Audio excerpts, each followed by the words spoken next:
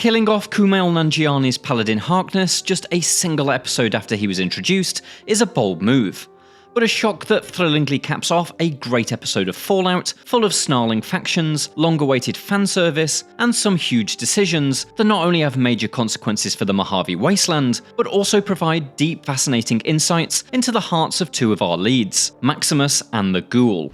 Defend my family.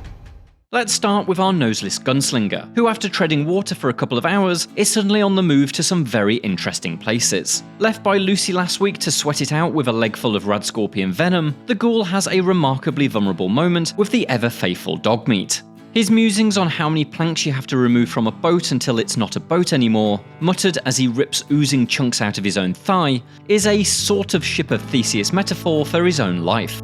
His soul has lost too many planks, and it's a new milestone for what's left of Cooper Howard to admit that, even if he'll only say it to a dog. Lucy's Christmas Carol sermon from last week has clearly been ticking away in his mind. He's dedicated 2 centuries to finding his family, but will he be worth a damn when he finally does? Perhaps the Ghoul really can change though, if his rescuing of Lucy is anything to go by. Her choice to help the tunic-wearing woman last week led her right into the den of Caesar's Legion, who naturally did what any bloodthirsty Romans would do, strung her up for crucifixion. The Ghoul goes significantly and uncharacteristically out of his way to save his travelling companion from such a fate, betraying his former uneasy allies at the NCR. As much as she may annoy the living heck out of him, it seems like the Ghoul may have developed some genuine, if low-level affection for Lucy. While Walton Goggins is undoubtedly the headliner of the Lucy Ghoul double act this week, Ella Purnell does get a solitary sparkling moment in the spotlight before she's life of Bryant. Her argument with the Legion's leaders is really good fun, particularly her fast-fired, enjoyably educated objections to their prima nocta clause. Although if we're honest, the "I'm not even a virgin, and that's not even including all the cousin stuff" is the real winning punchline here. Lucy is clearly hardened into someone who has no intention of being torn down by the wasteland, even when her opponent is much bigger and scarier than she is. And scary they are. Horrible cutthroats who butcher the woman Lucy saved within seconds of them entering the camp.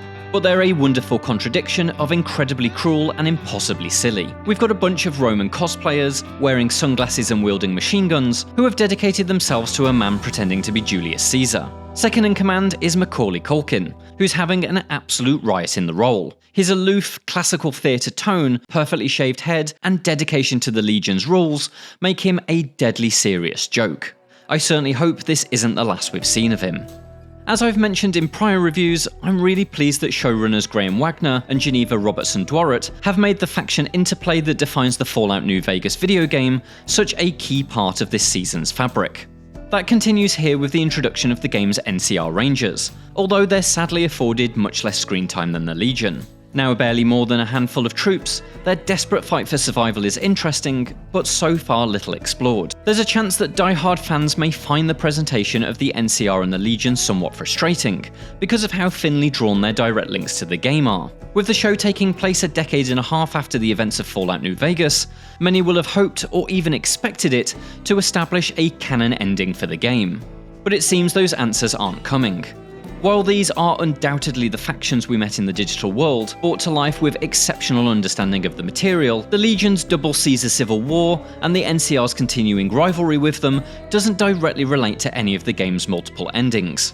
Both factions squabbling in the dirt, miles away from the Vegas Strip, does suggest that if there even is a canon ending to the game, it's the one that saw you fight for an independent Vegas. Or, less likely, carried Mr. House to victory. But Wagner and Robertson-Dworet have wisely decided to leave the key events of New Vegas shrouded in mystery. Still, it's fun to wonder what happened to the original Caesar, whose death has split the Legion into rival gangs. Was he killed by the courier, or did he die from that brain tumour?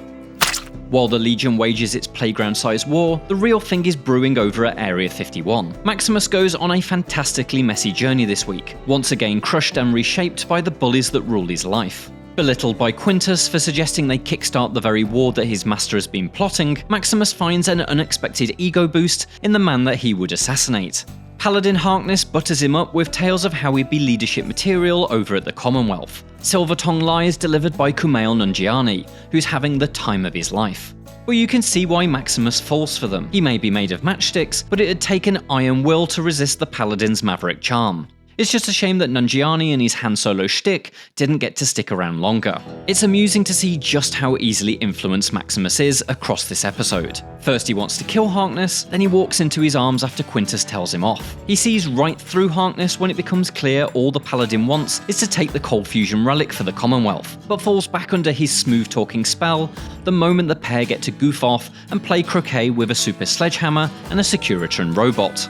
He is so incredibly weak of character and so easily manipulated by external forces, which is exactly what makes the episode's final, fatal hammer blow so exciting. Finally, we see Maximus make a decision that's all his own, one that comes from his own sense of justice.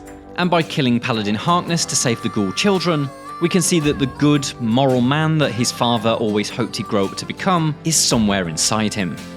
Of course, I can't move on from Maximus' story without mentioning the wonderful walking joke that is Johnny Pemberton's Thaddeus. His new life as a ghoul has turned him into some kind of Dickensian slave driver, with an army of kids twisting off soda bottle caps in an effort to fill his coffers. This kindergarten factory scores the best joke of the episode. 24 8-year-olds cheering, "Most kids are dead by this age."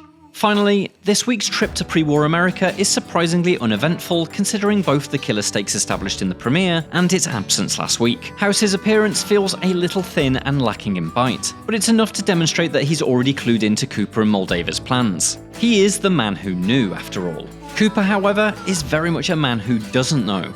Clueless as to who this mustachioed man that looks almost identical to the famous Robert House is. This certainly clarifies that Justin Theroux's identity is supposed to be a mystery, and only further demonstrates what a bad idea the prior announcement of his casting was.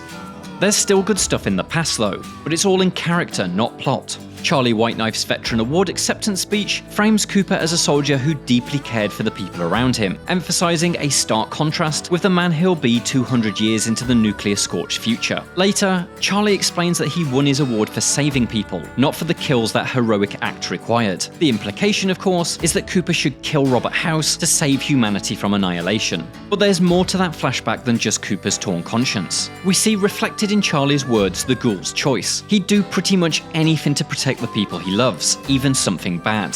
Which, of course, wasn't sending the NCR to their deaths in order to save Lucy. That's not the man Cooper Howard becomes. For all his personal admissions of having lost too many planks, he's still content to be a pile of wood.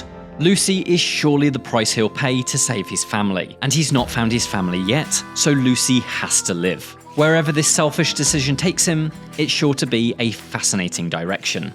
Civil wars are erupting all over the wasteland in Fallout Season 2's 3rd chapter, and in the middle of it are two men making hugely important decisions that will shape their destinies. While it's a shame that Lucy had to be put in crucifixion timeout for most of this episode, and Robert House's not-so-mysterious identity continues to be a sticking point, this is an otherwise fantastic, character-driven episode that thrives on bringing important elements of the New Vegas video game into the spotlight. It's packed with so much good stuff that I didn't even get to mention Victor the Securitron's guest appearance, but I'm sure you're as pleased as me that he's still rolling around the Mojave. For more from Fallout Season 2, check out our previous episode reviews, as well as our interviews with the cast. And for everything else, stick with IGN.